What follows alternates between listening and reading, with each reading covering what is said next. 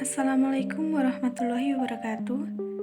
Kali ini saya akan membuat video untuk memenuhi tugas mata kuliah kurikulum dan pembelajaran yang diampu oleh Ibu Maftuha MPDI.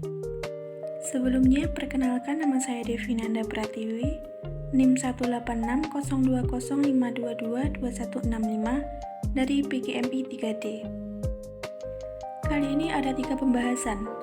Untuk yang pertama yaitu konsep landasan pengembangan kurikulum, yang kedua fungsi landasan pengembangan kurikulum, dan yang ketiga adalah landasan filosofis, landasan psikologis, dan landasan iptek. Langsung saja untuk yang pertama adalah konsep landasan pengembangan kurikulum. Konsep landasan pengembangan kurikulum. Landasan pengembangan kurikulum adalah gagasan, prinsip atau suatu asumsi yang menjadi sandaran atau titik tolak dalam mengembangkan kurikulum. Dan untuk pembahasan yang kedua adalah fungsi landasan pengembangan kurikulum. Fungsi landasan pengembangan kurikulum ada 6 fungsi.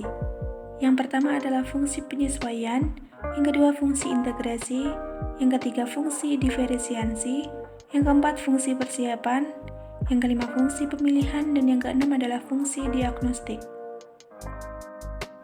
Adapun pengertian dari keenam fungsi tersebut adalah untuk yang pertama adalah fungsi penyesuaian. Fungsi penyesuaian memiliki sifat well adjusted, yaitu mampu menyesuaikan dirinya dengan lingkungan, baik lingkungan fisik maupun lingkungan sosial.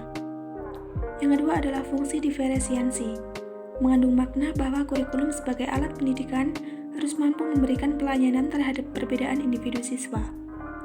Yang ketiga fungsi pemilihan, mengandung makna bahwa kurikulum sebagai alat pendidikan harus mampu memberikan kesempatan kepada siswa untuk memilih program-program belajar yang sesuai dengan kemampuan dan minatnya.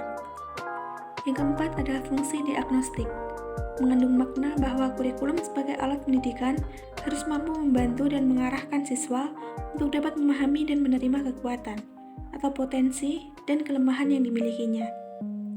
Yang kelima adalah fungsi integrasi, mengandung makna bahwa kurikulum sebagai pendidikan harus mampu menghasilkan pribadi-pribadi yang utuh.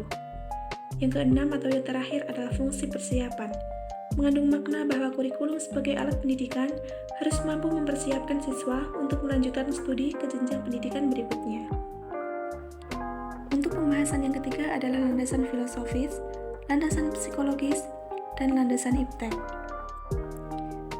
Dan untuk yang pertama adalah landasan filosofis.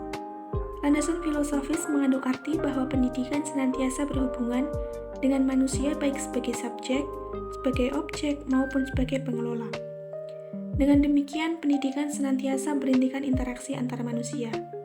Di dalam interaksi tersebut tentu saja ada tujuan dan sasaran yang harus dicapai, ada materi atau bahan yang diinteraksikan, ada proses yang ditempuh dalam menginteraksikannya, serta ada kegiatan evaluasi untuk mengetahui ketercapaian proses dan hasilnya. Dan yang kedua adalah landasan psikologis. Landasan ini didasarkan pada prinsip bahwa perkembangan seseorang dipengaruhi oleh lingkungan dan kematangan. Lingkungan yang dimaksud dapat berasal dari proses pendidikan. Kurikulum sebagai alat untuk mencapai tujuan dalam pendidikan tentu saja berkaitan dengan proses perubahan yang terjadi pada peserta didik. Yang terakhir adalah landasan iptek.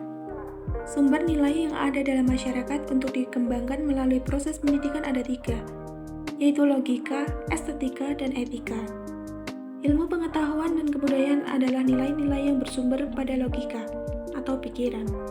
Sebagai akibat dari kemajuan ilmu pengetahuan dan teknologi yang ada pada hakikatnya adalah hasil kebudayaan manusia, maka kehidupan manusia makin luas, semakin meningkat sehingga tuntutan hidup pun semakin tinggi. Sekian sedikit penjelasan dari saya. Bila ada salah kata, saya mohon maaf. Terima kasih. Wassalamualaikum warahmatullahi wabarakatuh.